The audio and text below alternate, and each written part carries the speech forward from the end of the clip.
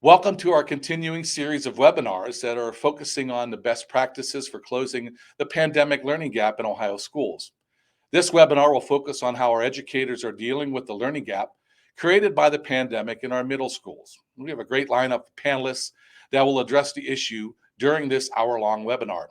My name is Jeff Good. I'm the Chief Education Technology Officer for PBS Western Reserve. We're very fortunate this evening to have received funding for this project through the Broadcast Educational Media Commission in collaboration with the Ohio Department of Education. All of our webinars, the accompanying podcasts, and supportive resources can be found on our website that you see along the bottom of your screen. We're on YouTube Live tonight, and I guess for a while I was live. So if you're attending this live event remotely and you have any questions, feel free to drop them in the live chat or use your phone, capture the QR code you see on the corner of your screen. That'll take you to a Google form and you can ask your question. Then we'll make sure that we share those questions with our panelists throughout the webinar. So let's get started.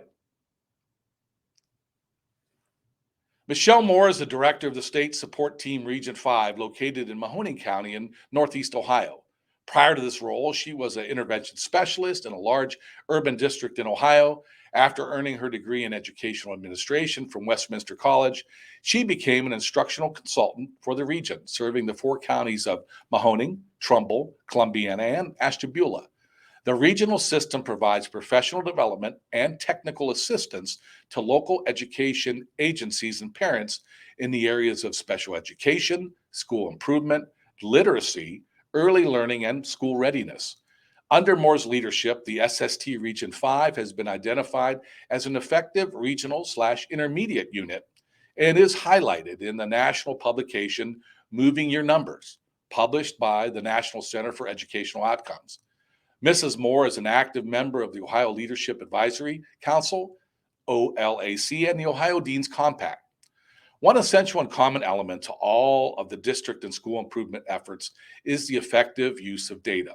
Mrs. Moore is our regional data lead for the region and currently serves on the executive committee of the Ohio Education Data Professionals Network. A steadfast, compelling advocate for equity in education, she leads efforts to engage Ohio's Region 5 school districts in transforming educational systems to meet the needs of all students. Thank you, Michelle, for joining us tonight. Our other panelist is Dr. Marla Peachock. She's a consultant with the State Support Team Region 5, specializing in the areas of school improvement, special education, PBIS, and family and community engagement. Prior to this role, she has taught both special education and general education at the elementary and intermediate levels. In addition to being an educator, she's been a building administrator, a special education supervisor, and a director of pupil personnel for a large urban district in Ohio. Most recently, and congratulations goes out to her, Marla has earned a doctorate degree in educational leadership. And our third panelist is Candace Best. Candace is a middle school science teacher at East Palestine Local Schools in Columbiana County. Candace teaches primarily 6th grade science and has taught 5th through 8th grade science and 5th through 7th grade STEM at East Palestine Middle School since 2013. Candace possesses a Bachelor of Science in Middle Childhood Education, specializing in science and language arts from Kent State University, and she has a master's degree in STEM leadership from the American College of Education. Well, we had an interesting start. So before we talk to our panelists, this webinar deals with really how districts across the state are dealing with this pandemic learning gap in their middle schools. However, the learning gap isn't the only issue affecting our middle schools or soon to be middle school students. As our elementary students make that transition to become middle school students, but they have to do it after spending a good portion of their later elementary years remotely. So let's take a closer look at how these California soon-to-be middle schoolers are viewing that important transition. Let's take a closer look. Middle school is a lot different from elementary school because it's like everybody acts different and stuff. And like I feel like if I had gone to 5th grade in person, it would have been like easier to see that transition and like understand it a little bit more maybe. But because I haven't, it's kind of just like Well, a bunch of people changed, and I don't know why. They just like poof.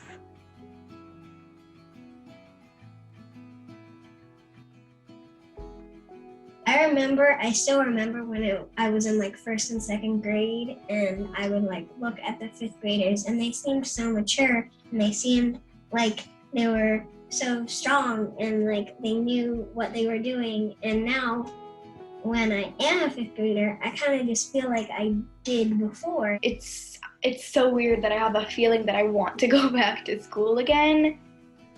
So I don't know. I don't really like online school. It kind of makes me feel lonely sometimes. I've been able to feel I've learned to do work more independently because I've had to do all my work by myself, and my parents are always helping my brother. So they've got to like trust me to get all my work done every day on time. I have a small amount of ADHD, but so it's hard for me to concentrate, but my dad works on writing with me now, so I get more one-on-one attention with him. So that's kind of like one of the few things that it has helped with. I feel like I'm learning as much as I would in the classroom. It's definitely not the experience in a classroom, but I'm still learning a lot, and I'm very happy that I still get to learn. I'm a bit worried about going to middle school, but I think I would have felt that anyway. It's just I feel it more because I don't really know what's been happening this past year. But then again, I remember, well, for almost everybody, it's been like that. My parents want to move to Canada in the summer, so I think I'm going to be moving to a completely different place. Like, even the friends that I can see outside of school, they're going to stay here. So I think just leaving everything behind and then starting over again, I think that's feeling particularly scary. And going into sixth grade, it's exciting, but the thing is, I don't know a lot of people going to my middle school. So it might be a little bit tough to make some friends, but I'm hoping that I will be able to make new friends in an environment with people that have the same interests as me. Honestly, I'm really looking forward to like going to different classrooms. I always kind of thought that was actually pretty cool. Especially for the first day, I'm going to be so confused, like of how to do lockers, how to find my classes. I kind of want to like find out like who I am, because I feel like this is like middle school and high school is like where you find your style and your personality and like meeting people that you're gonna be with for a long time. I am really excited to like expand on who I am as well as the things that I know. A new environment and like being able to socialize more and not being on the computer as much is like big for me now. I'm pretty nervous because I know that it's gonna be a lot more work, definitely. But I'm also really excited for a fresh start because I haven't had one of those in 6 years. So I'm really excited to meet new people, having the experience of making friends again. So we're back, and very interesting insight from our middle school students as they progress from being an elementary student remotely and moving into that middle school classroom. Our first panelist tonight is Michelle Moore. She's the director of SST5. Michelle, I know you're doing some exciting things with our districts and especially focusing on what's happening with helping those districts deal with that pandemic learning gap. So you want to talk about a little bit about what all you're doing? Sure. Thanks, Jeff. I'm happy to be here tonight, and I'm happy to share the work of the state support team. So just to give a little background about the SST, we're one of 16 regional offices, and the SST work is defined through a grant agreement with the Ohio Department of Education. So the 16 regions work together to support the districts across the state in the initiatives brought forth by the Ohio Department of Education. So we're housed, like you said, with our fiscal agent, the ESC of Eastern Ohio in Campfield. And we serve, as you can see, the 4 counties on the screen: Ashtabula, Trumbull, Mahoning, and Columbiana. And we like to say we are supporting Lake to River, that Lake to River leadership. And the way the SST works is our services are tiered, or there's levels of service based on district and school need. It's very individualized. And so we'll talk a little bit about that. Our primary audience that we work with are educators, so the school and district leaders. And but also we work with families. So Marla's going to talk more about that when she shares, but it's so important that we engage our families as we support not only the learning loss through the pandemic, but just in general. So today we're going to focus on middle school supports and those best practices. But many of the things we'll share today are just good practice for pre-K through grade 12 that we serve.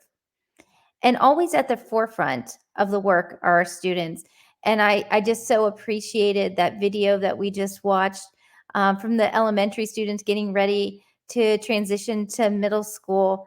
And we're going to talk about some of the supports. The theme that just rang true to me across that video was the need of the whole child. So we heard about the social emotional concerns, the worries that these students were facing. And you know, I know as a parent and as an educator that having students been out of school due to the pandemic, you know, caused some real issues and concerns about feeling comfortable and getting back into the routine. So we'll be talking about some of those supports. So one of the key resources that I wanted to share as we work with educators, a newly revised document came out of the Ohio Leadership Development Framework.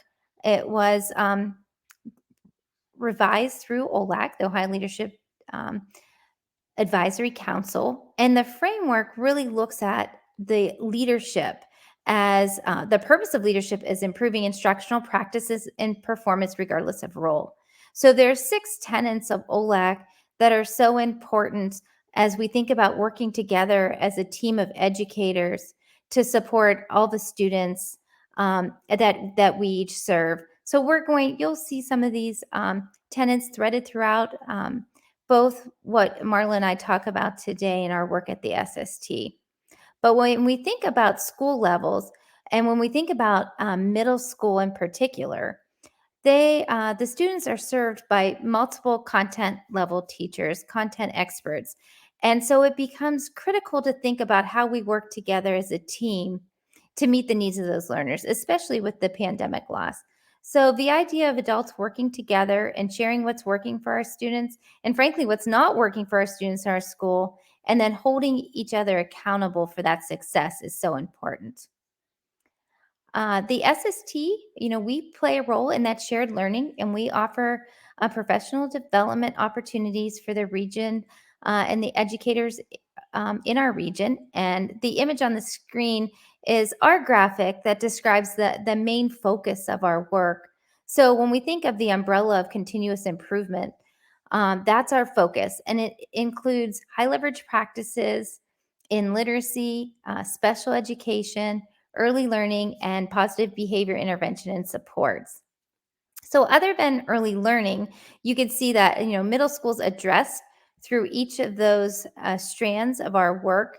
And just for example, in literacy, we have an adolescent literacy network that focuses on raising the literacy achievement outcomes for our middle school students.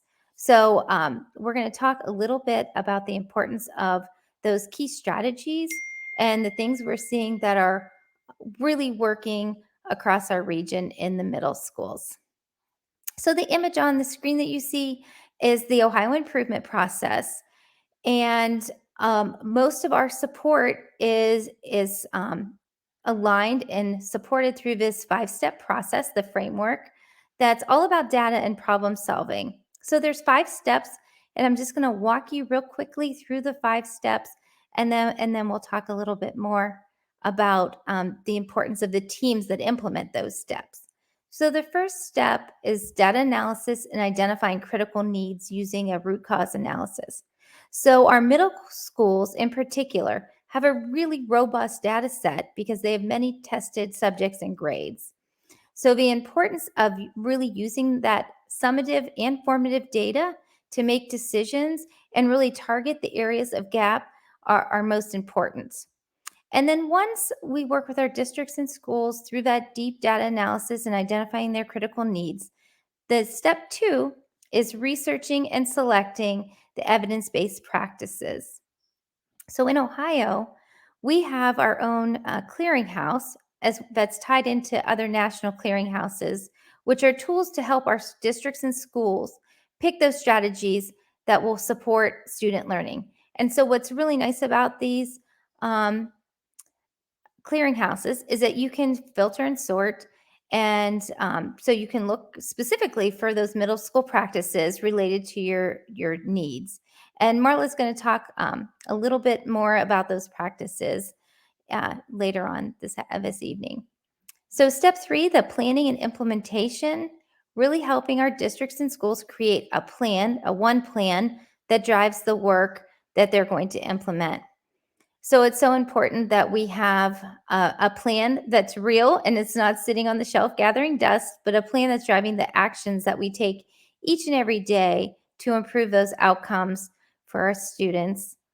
And then step 4 and 5 are really where the heart of the work is, implementing and monitoring those plans, making sure that we're measuring both the changes in adult practice, having look-for tools, and measuring that the strategies are being implemented with fidelity, and then seeing the impact on student performance.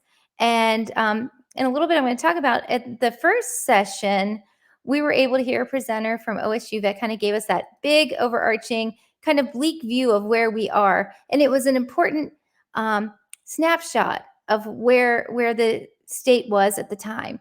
But what we're talking about here is having true data that's driving the system at each district, at each school level, to really say where are we and how do we address the impact of the pandemic. And then so finally, that examine, reflect, and adjust, that's exactly what that helps us do at the end, to say, are we moving the needle the way we want it to? And are we having the impact that we hope? So when we think about these 5 steps, they're really the engine of a rapid cycle continuous improvement as teams are really digging into their data and making those mid-course corrections. So that's so important as we address the pandemic, the gaps caused by the pandemic. So like I said, we had that in the first session, one perspective, and that was important to see where we were. But now what we want to look at, what we're going to focus on, are each school and districts examining their own data in real time. And we know that each district and school was really affected differently from the pandemic. Some of our districts that we serve really were back in session quickly and had very little remote experience. And then we have others that have throughout even this year have had to go remote and back and forth. So different degrees, and how you would address that as a district or as a school would be very different. So we're supporting our schools using that 5-step process as they're grappling with addressing those learning gaps. And we know that the true experts are the ones sitting right at the table. The school personnel, they know their students, they know their families better than anyone else.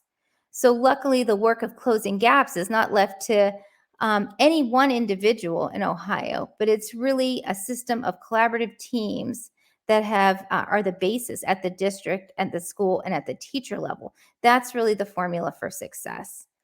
Those groups of educators using real-time data to plan the academic, and so important, those social emotional supports that we've just been hearing so much that are needed from our students in the video, as well as the educators that presented at the last webinar did such a nice job of describing supporting that whole child. Now, Michelle, I know you have a graphic, and we went through it maybe out of sequence, but your collaborative team and that formula for success. If we could bring that graphic up again, and I don't know if we gave it the justice it really needed there, as you talked about that leadership and action. You want to cover that a little bit more and what that graphic all represents? Sure. Many of the districts in Ohio and those that we support have a district leadership team that is measuring things more on a macro level. So they have their one plan at a district level, and they're looking at their data and monitoring that at least on a monthly basis. And then below that, and in collaboration with that, you have building leadership teams. So certainly our middle schools have strong building teams. And like I said earlier, these teams we're not talking about people, just their position title. It's not just the principal or the counselor or those that assistant principal. It's truly a collaborative team made up of teachers and other support staff and administrators and family members making decisions using that rapid cycle assessment. And that typically happens about once a month. Some of our districts have a twice a month meeting of their building leadership team.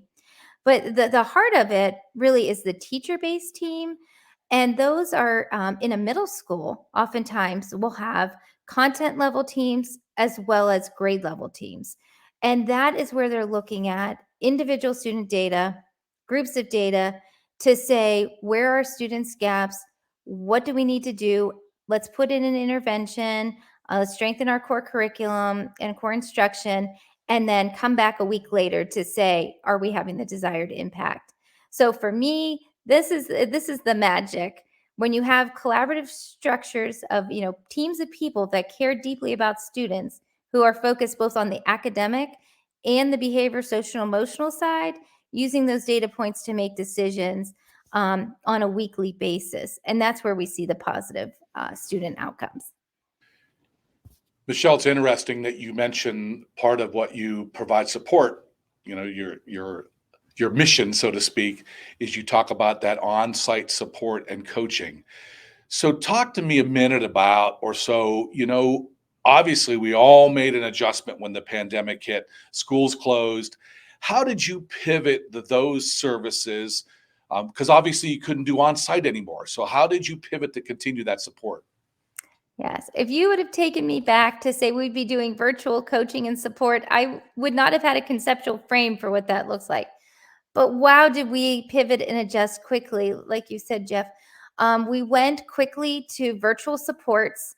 And honestly, when I talk about lake to river, sometimes our travel could be upwards an hour and a half to get to schools and districts that we serve.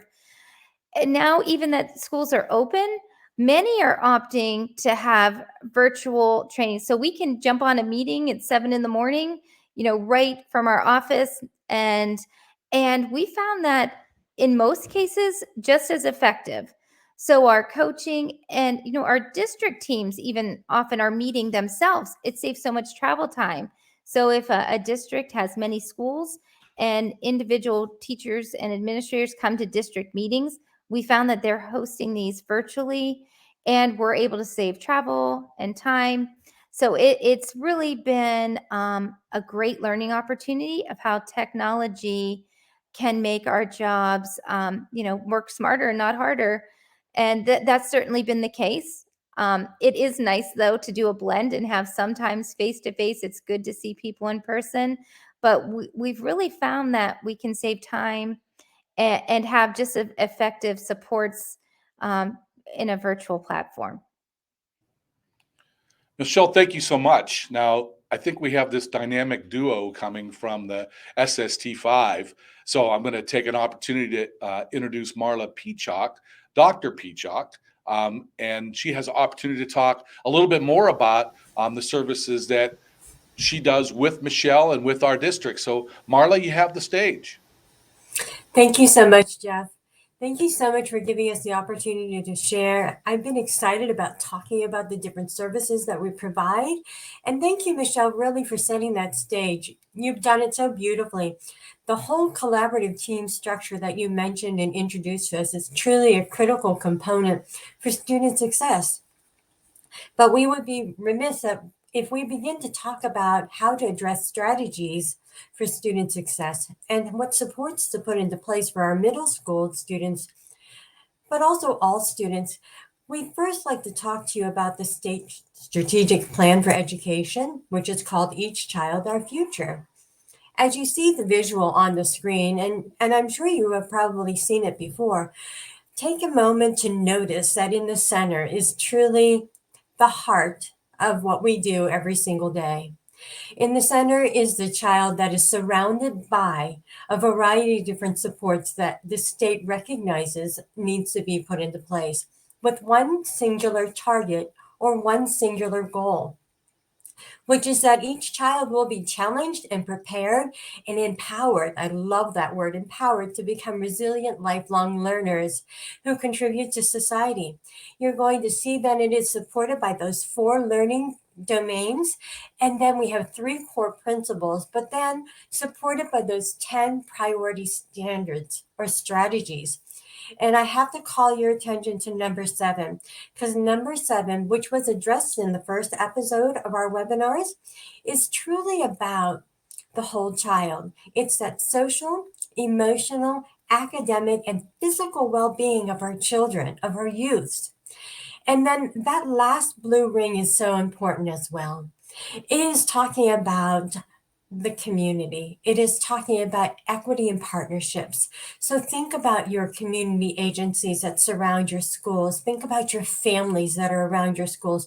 Think about the businesses that are around your schools, because they all play a part in having high quality schools and high quality education.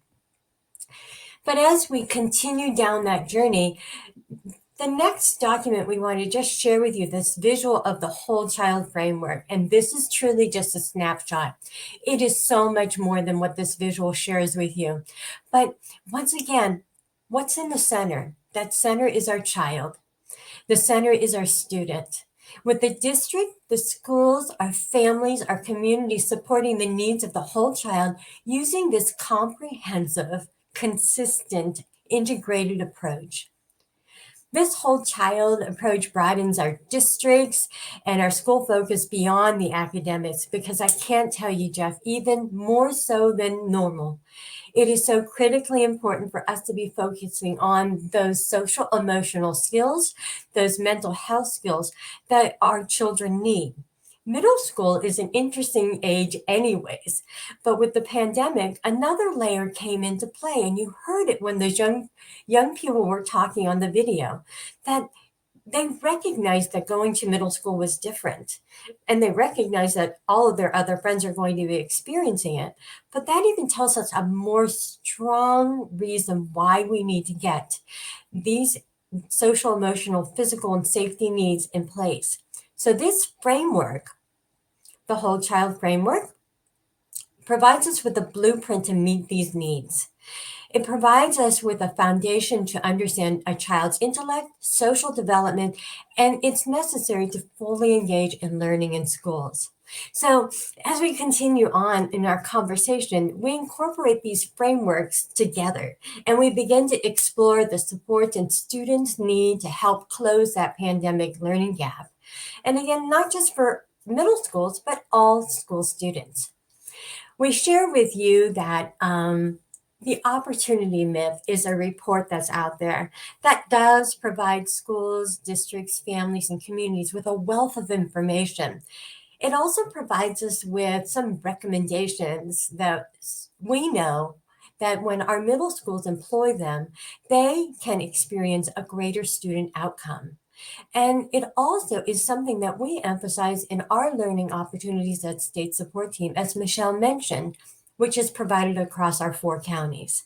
So one of the priority, beginning with creating those relationships with our students and our families. And sometimes you may think creating relationships, why would that be first? But one of the things we have to know and we have to think about is we know students learn better when they feel like they are understood and heard. But layer in also the families.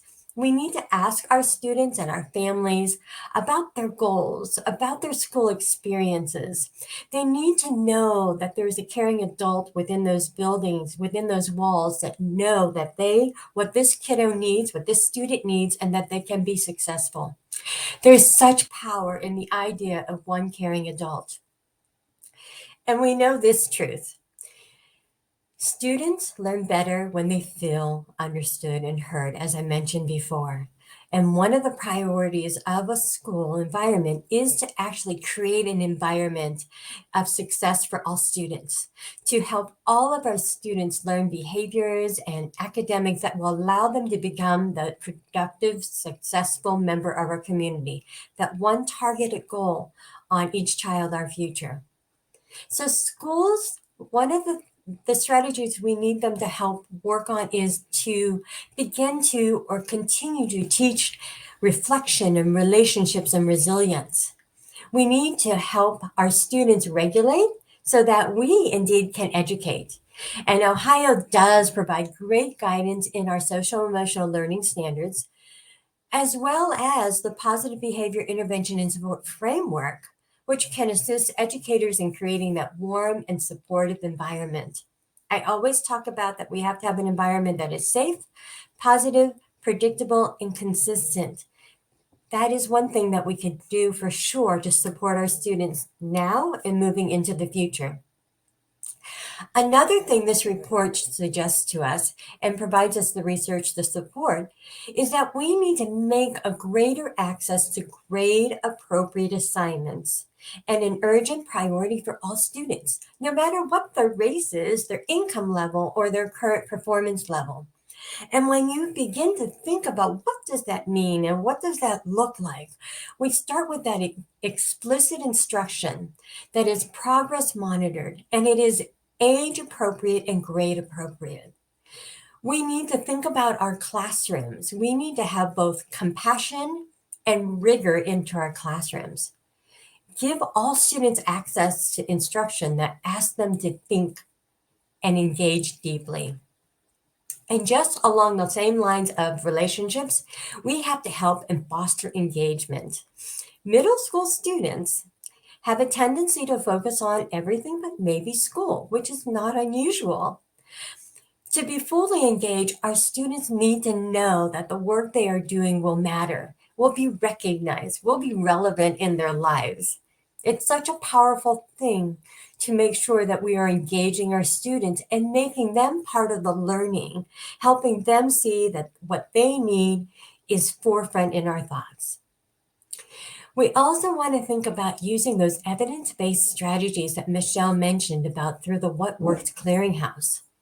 These strategies are usually based by the data that has been collected and analyzed through the Ohio improvement process. So when you start wrapping this up and putting this together, you also want to think about as an educator. And when I say educator, it's not just the teachers in the rooms. It's the principals, it's the assistant principals, it's the related service providers, that they are working on increasing the use of motivational strategies that are designed for middle school students. And as we think about the next piece, it's called protecting instructional time. And this is for both our students and our staff. Protecting that instructional time will help us design how our instruction is delivered. It will help us figure out how to determine the appropriate dosage for what we are teaching.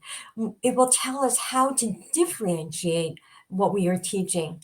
It will also help us with the frequency of instruction as well as the duration. It sounds like a very heavy load to carry, and being an educator is such an honorable profession. So along with this report, it also shares with us, and this is probably one of those most critical pieces, is we have to ensure educators, and remember once again, educators are not just the teachers in the classroom, but we have to ensure that our educators have high expectation for student success.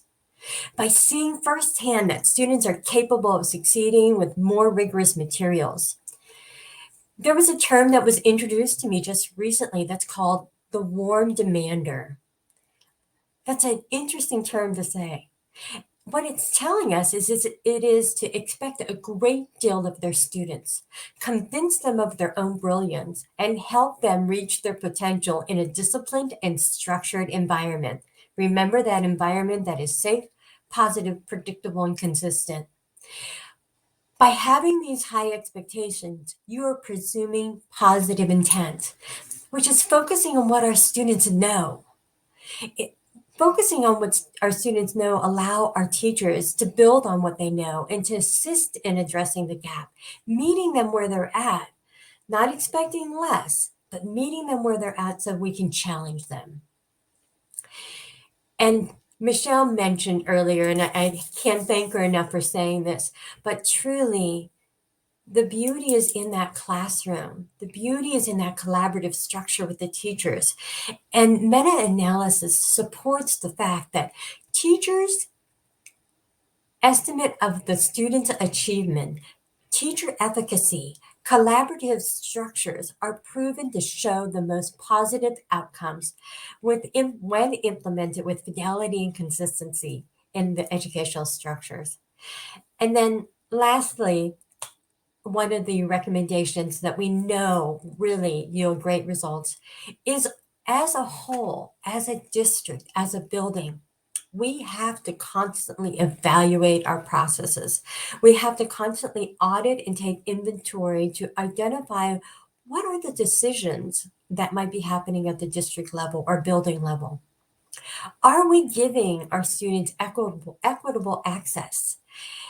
We need to ensure that we are providing it for all students. So that might lead us into asking ourselves some questions.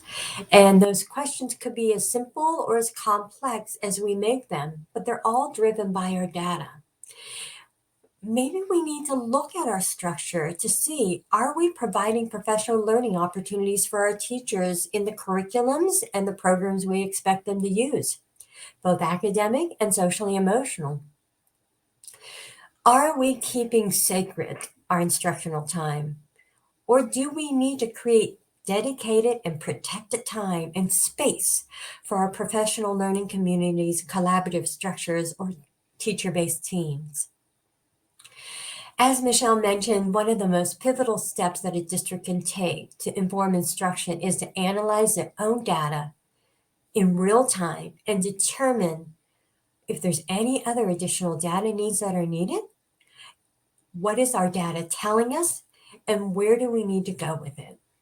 So, as mentioned, there are so many strategies that can be utilized to begin to close the pandemic learning gap across all grade levels, with this emphasis on middle schools being both developmentally, academically, and socially emotionally aligned. Marla, thank you so much for your input. I think it's time I'm going to bring Michelle back, and we're going to talk a little bit about when we talk about this best practice. And obviously, you've been working with many different middle school districts, and I hate to use the term. I'm a sports guy, so I'm going to say, what are those districts that are out there right now that are really hitting it out of the park when it comes to dealing with this pandemic learning gap issue?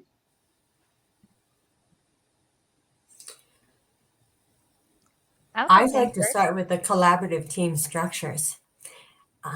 Those collaborative team structures, when they are in place and the teachers are meeting, looking at their data in real time, making decisions based on that data, researching appropriate strategies to put into place. And I guess I've said that word collaborative a lot, but that is where you truly, again, see the magic.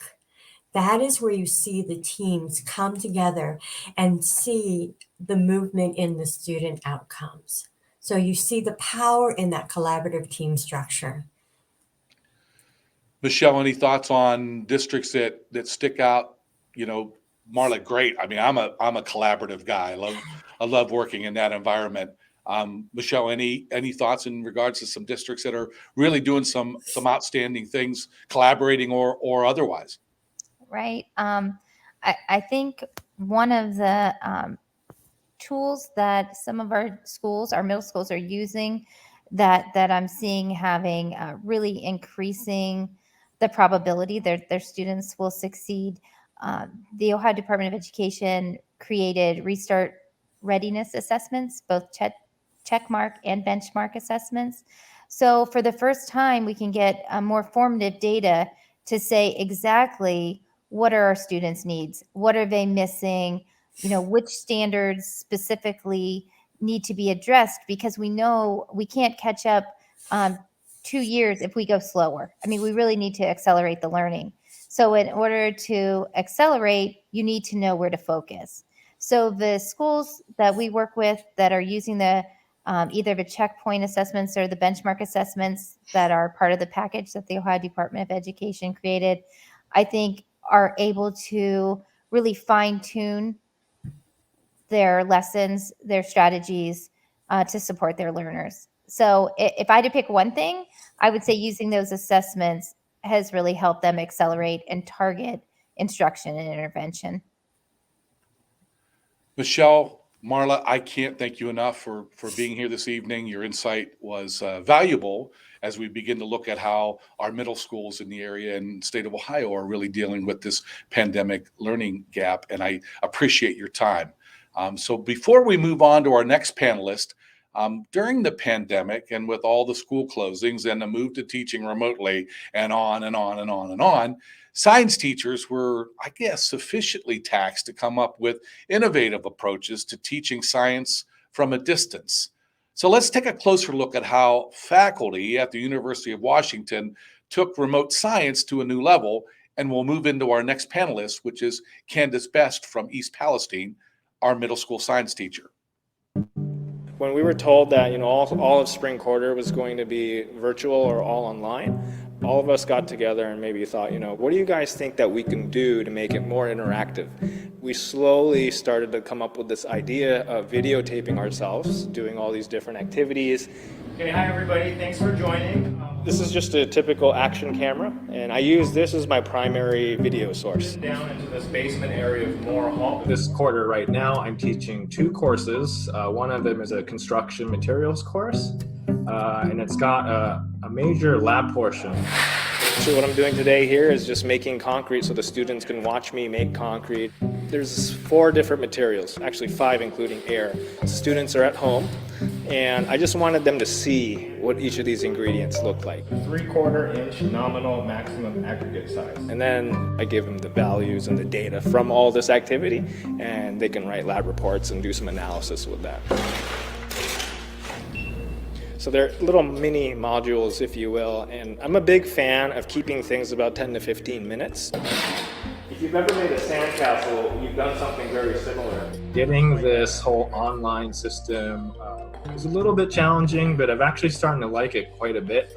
I've spent quite a bit of time on YouTube looking through all these different content, and what gets my attention, what's entertaining to me. Wow, you see that? So I probably put a little too much water. And I'm hoping by us, just being our personality and showing them certain procedures to have the practical side of everything that they're learning kind of click with them as they do these lab sessions. We're trying to make it as interactive as possible with the technology that we have. And that's it.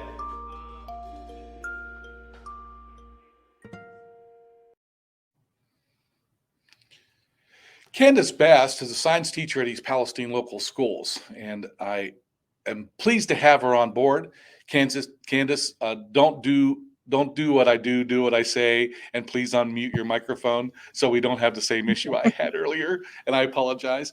But once again, you've done some wonderful things at East Palestine. So if you want to take a moment, talk about how you as a science teacher are starting to deal with kind of closing that learning gap. Yeah, thanks, Jeff. I had an interesting perspective because I was in charge last school year of pushing out the content for the students that were online. So in East Palestine, we offered the students the option to be either virtual or in person, and they could choose to come back at any point or go out at any point by 9 weeks. So they had to be there for the full 9 weeks or online for the full 9 weeks. So I also was teaching in person, and I had those students online, grades 5 through 8. So it was our whole building. The system that we used was a purchase program, and it was just basically like weekly lessons that I pushed out. The rigor was not there. The students that were online got content. It was very read and respond. So science, we use cognitive demand levels, but it's the same thing as DOK for everybody else. So the depth of knowledge level questioning wasn't there. The good inquiry that you get from a science class when you're in person was just really lacking. So the students got reading material, they answered questions. The content was sort of pushed out, but it just really lacked what you would really like to see in a good middle school science classroom. So I had those kids that were fifth graders last year online, and now I have them this year all back in person in my real class. So putting some faces to names. And much like that video that you showed at the start of this webinar, those kids, their concerns I see because those sixth graders came in and they missed their first year of middle school. So they had really similar concerns with lockers and changing classes, and everybody else was there and they did it. And so they had that experience. So they were concerned about coming in, being behind, not knowing what to do. And those were some obstacles for those kids too. But I wanted to talk a little bit, like Michelle and Marla both talked about the whole child. And that is something that I see most concerning with all of these kids that came back from being online. So they struggle not only with the content being a gap, but also with just the social emotional aspect. They have some gaps with interactions with peers. They miss a whole year of socializing, and middle schoolers just love to socialize. So there's a lot of students that have a hard time staying on task in class. They had all of their time at home to complete their assignments. So having a 42-minute class to complete an assignment is a real struggle for a lot of our kids that were online. So just having that ability to self-pace and self-monitor is really lacking in a lot of those kids.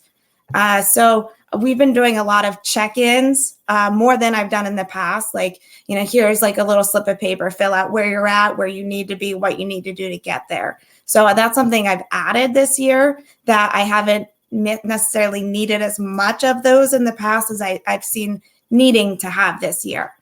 Along with that, we have just cutting and gluing and just those simple things that our fifth grade teachers do a great job with, like setting up a notebook and changing classes and keeping track of your stuff in your folders. Our fifth grade teachers do a great job. So they come to me in sixth grade and they get that personal responsibility, almost training their first year. So those kids we're missing that. And we've had to go back and kind of fill in some of those gaps for them as well. Another thing that we're really working on in our middle school, not just me and my classroom and my team, but as a building, is our PBIS program. We do tickets, so the students can get tickets to if they do something good or we see a positive behavior, they get to cash those in twice a week. Yesterday, I just had lunch with 5 kids that cashed in their tickets to have lunch with me. So that was a fun experience for all of us. We also do paws. They get a paw for positive behavior, and those get displayed in the lunchroom. And then once a quarter, they do a drawing from those for students to win an Amazon gift card. I think that for Michelle put up the TBT, BLT, DLT flow chart. That's really been a huge thing in our district for years now. We've been really big on TBT time. The district did a lot for us to set aside time for us to really have these great meetings. We meet every other week as a grade, and then the every other ones as a content. So our sixth grade team meetings and our TBTs, we really focus on students. We made a list of students that we are RTIing, and that's been a huge thing. Half of those students were online last year. So that just, I think we had 15 total that were online last year as fifth graders that are here in sixth grade. And 6 of them are on our RTI list, and our RTI list has 12. So let's see.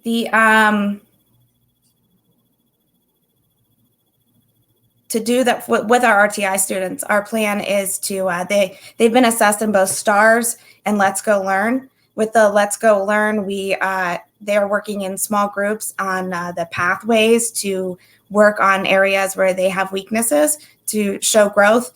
And that small group time has been really crucial that we have that, and we're able to group those kids, put them with the ELA and math teachers, and they get that guided support with them in that program that we're lucky to have for them. The other thing that we're doing is with the STAR assessment, this is building wide for all of the students. They are being assessed every quarter, and they get STAR cards if they show growth. If they show, it's 6 months of growth or more, they get a STAR card, and they can cash those in for prizes as well. So we're trying to really show that incentive for students to show growth and keep working. And it's not necessarily to hit that grade level marker, but just to show growth for themselves. So that is one thing that we're doing as a building as well. In my classroom, I do science and STEM. So in my STEM classroom, I have the freedom to really focus a lot on those like relationships. So we work in groups constantly. Cooperative learning is huge in science and in STEM. And it's one of those areas of weakness that I see with those kids that were online. So we focus on a lot of group projects, which everybody that is familiar with middle schoolers knows can be difficult, but really encouraging them to work together and work through problems has been an interesting task, but we're getting there. Candace, it's interesting because you've had the perspective of having these, and you mentioned it, having the kids remotely in 5th grade and then them moving forward with you now in person in 6th grade. And I know you had it kind of spread out a little bit, but what were those major, and I know you covered them, but kind of sprinkled throughout. What were those major deficits that you saw in those 6th graders when they came into your classroom after having you worked with them in at 5th grade remotely? So it's hard because the academic ones I expected. Like I said, I knew that the content wasn't rigorous enough. I knew that they were going to have gaps. But I think the thing that surprised me the most was how large the gap was, social emotional, how they just weren't as capable of completing and time management and those sorts of things. So that gap has been something that has really changed how I do a lot of the things in my classroom. So there's been more guidance and slowing down and helping with that pacing that I haven't necessarily had to do to this extent in the past. So let's talk a little bit about your tenure there at East Palestine. And I think I told you earlier, my Jeff Math, I have you there for almost 10 years. And obviously you've got a perspective of students, what I want to call those pre-pandemic students. And now that you look at students coming out of the pandemic and coming back to your classroom, what are those differences that you're seeing between those pre-pandemic students and now your post-pandemic students? And how are you really working to address those differences?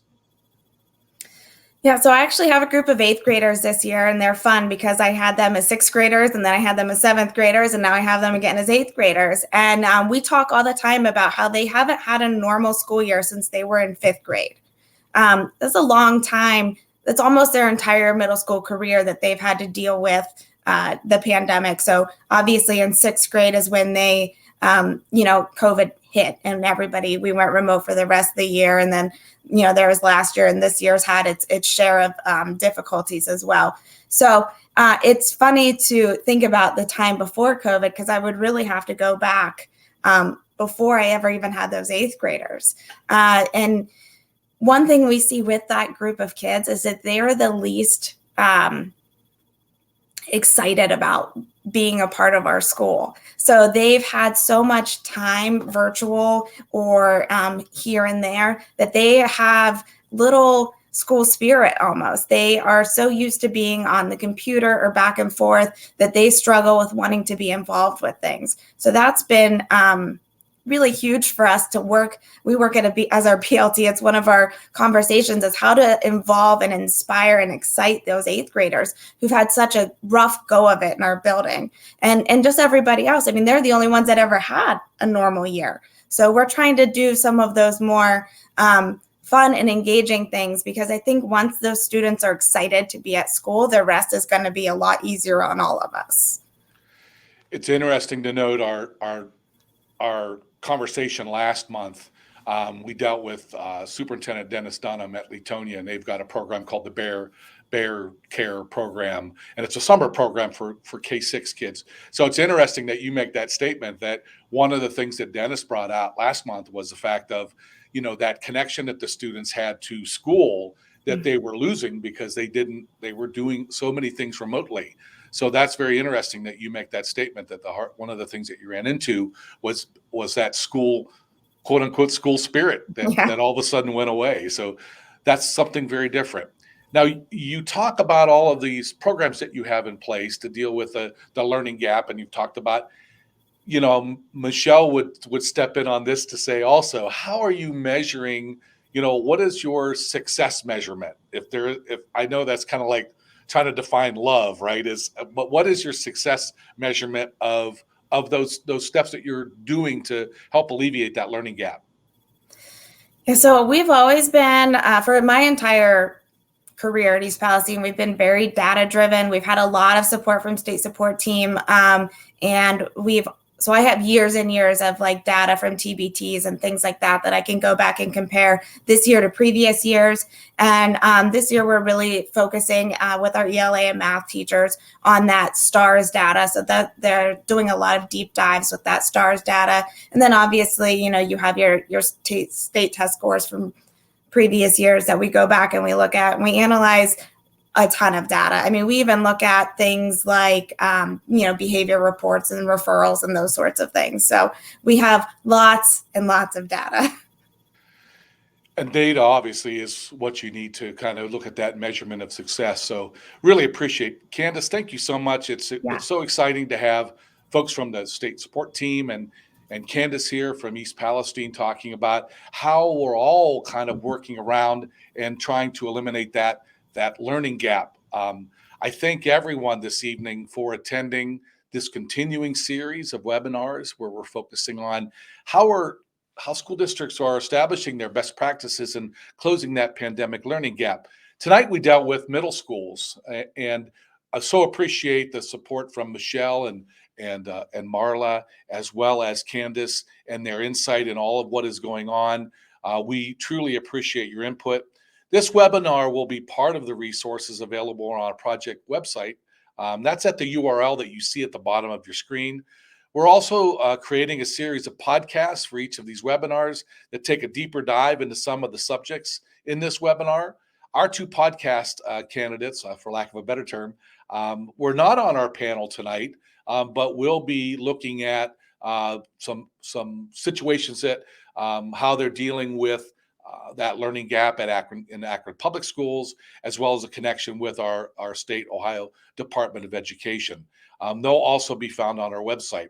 Keep in mind our next webinar, which will focus on the work that our high schools are doing to combat this pandemic learning gap. That'll take place on Wednesday, March 30th from 6 to 7 o'clock. I hope you join us then.